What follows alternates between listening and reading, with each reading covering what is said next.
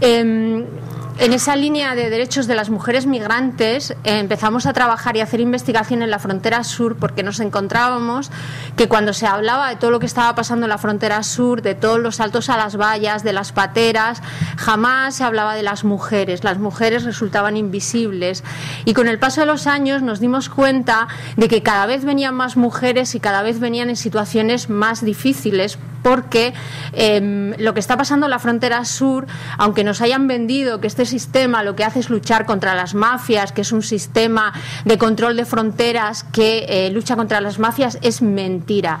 En los últimos años, este cierre de la frontera sur lo que ha proporcionado es que se hayan reforzado las redes mafiosas vinculadas a trata de seres humanos. Ya no queremos a ese inmigrante económico, nuestros estados demandan mercancía sexual, y esa es la mercancía que las redes nos traen, y eso es la realidad ahora mismo. Entonces, preocupadas por esta situación que estaba pasando, porque la mayoría de personas que vienen en esas redes de trata de seres humanos, hay un porcentaje grandísimo que son mujeres y niñas, preocupada por esto iniciamos una línea de investigación sobre derechos de mujeres migrantes en las que hemos hecho varios informes. Empezamos a hacer informes en la frontera sur, elegimos luego como una provincia de referencia Almería para ver dónde llegaban esas mujeres, y después vimos que era necesario saber qué pasaba con esas mujeres que llegaban a los CIES, que es otra frontera más de este sistema, y qué es lo que estaba pasando con esas mujeres, también como un llamamiento que nos hacían las organizaciones sociales, que nos decían que era más complicado llegar a las mujeres. Era más complicado porque muchas de esas mujeres son mujeres que están bajo control y que no piden que las organizaciones sociales las atiendan cuando están en esa situación, puesto que tienen unas redes detrás que las están controlando. Habíamos intervenido en CIES cuando había que detectar e identificar posibles casos de mujeres víctimas de trata. Entonces, en esa intervención habíamos entrado ya en varios CIES y habíamos visto las condiciones que las mujeres tenían allí. De esa intervención, ahora en nuestra línea de trabajo de litigio jurídico estratégico en tribunales internacionales, como decía el compañero Salva, tenemos un caso que vamos a llevar al Tribunal Europeo de Derechos Humanos de una nigeriana víctima de trata que fue deportada por el Estado español y que fue recuperada por la red de trata en Nigeria y que ha sido víctima del retrafficking. Entonces estamos llevando el caso al Tribunal Europeo de Derechos Humanos. Pero vimos la necesidad de entrar CIE por CIE a los CIEs donde sabíamos que había mujeres. Al principio, claro, las autoridades se quedaron un poco sorprendidas porque nosotros hicimos una petición a Madrid y le dijimos que queríamos entrar al CIE a ver a las mujeres. Hasta ahora nadie lo había hecho así. Las mujeres que usted tenga en el CIE, nosotras queremos verlas. Al principio hubo como reticencias, pero después vosotros sabéis que en este sistema patriarcal que tenemos, vosotros y vosotras, era como, bueno, si van a ver a las mujeres, pues como que tampoco era tan importante, ¿no? Pues van a ver a las mujeres, cómo están las mujeres y demás.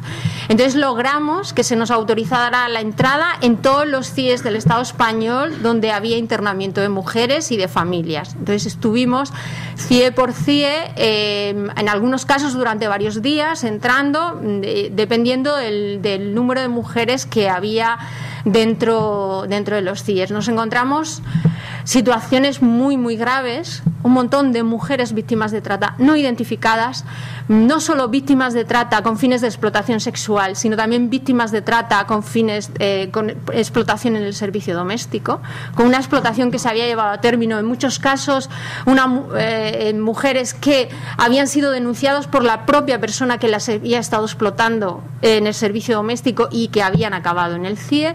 Encontramos una mujer pues que tenía un segundo delito por pequeño hurto y que tenía un hijo a su cargo, que la policía le decía, no, tú trata al niño aquí, trata al niño al CIE, y ella decía que jamás metería al niño en esa situación carcelaria.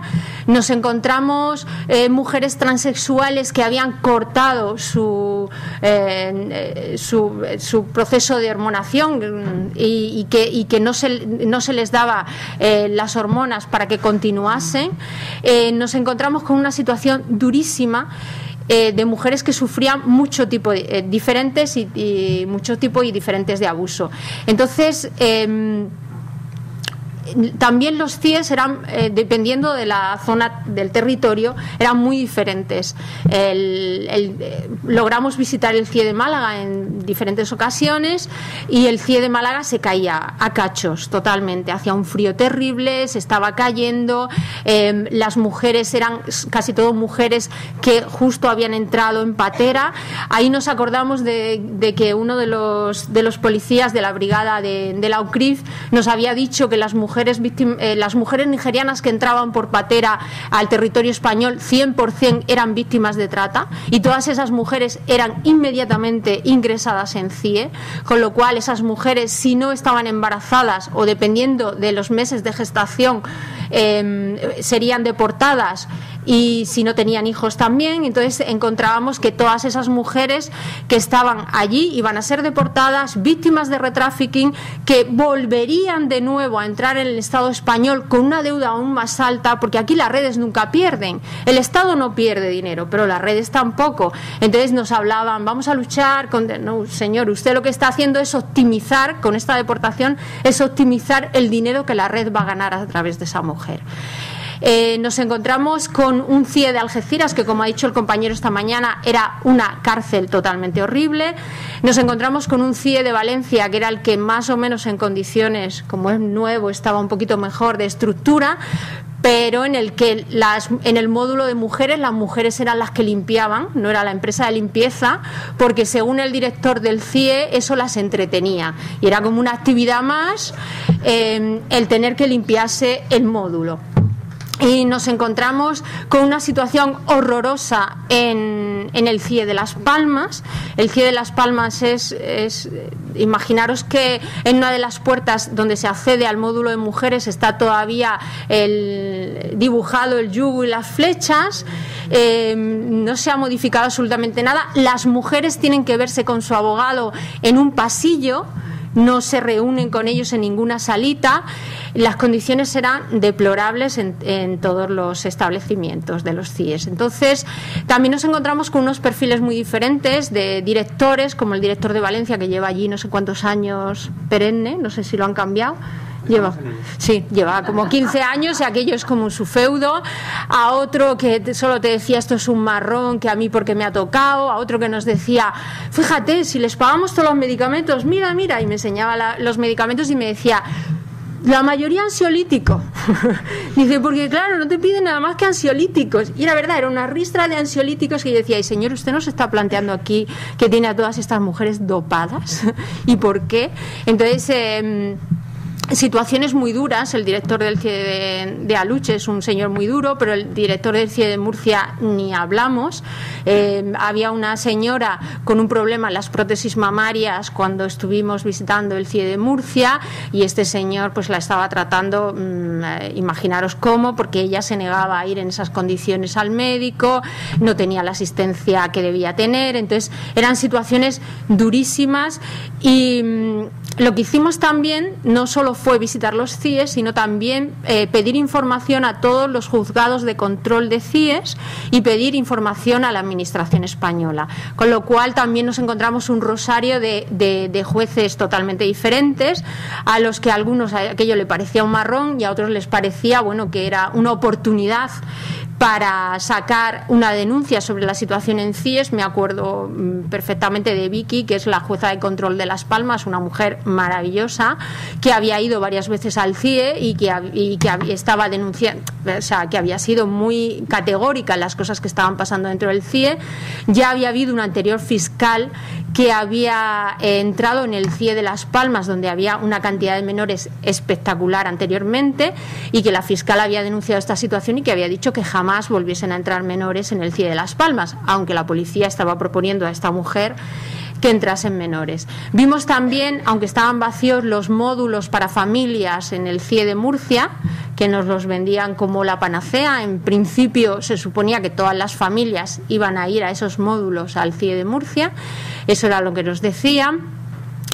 Y bueno, nos encontramos las vulneraciones de derechos basadas en género, pues las violaciones de derecho a la salud, la denegación y falta de acceso a la salud, no había asistencia especializada en caso de embarazo, no había asistencia especializada en casos de interrupción voluntaria del embarazo. Tuvimos el caso de una chica que está deportada en Nigeria, que tuvo que, o sea, que empezó un aborto dentro del CIE y que tardó mucho en recibir asistencia, que la sacaron del CIE para terminar el aborto en el hospital, pero tardó al menos 3 días de que desde el CIE la trasladaran para recibir asistencia con su aborto.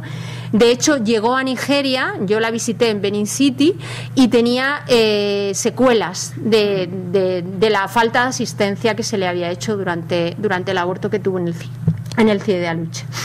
Y lo que estábamos hablando de interrupción de tratamientos médicos, teníamos chicas que tenían tratamientos médicos derivados de cuadros, algunas de cuadros psicóticos, de depresión, de hormonas, y que se les habían interrumpido los tratamientos médicos y que el médico del CIE se negaba a dárselos.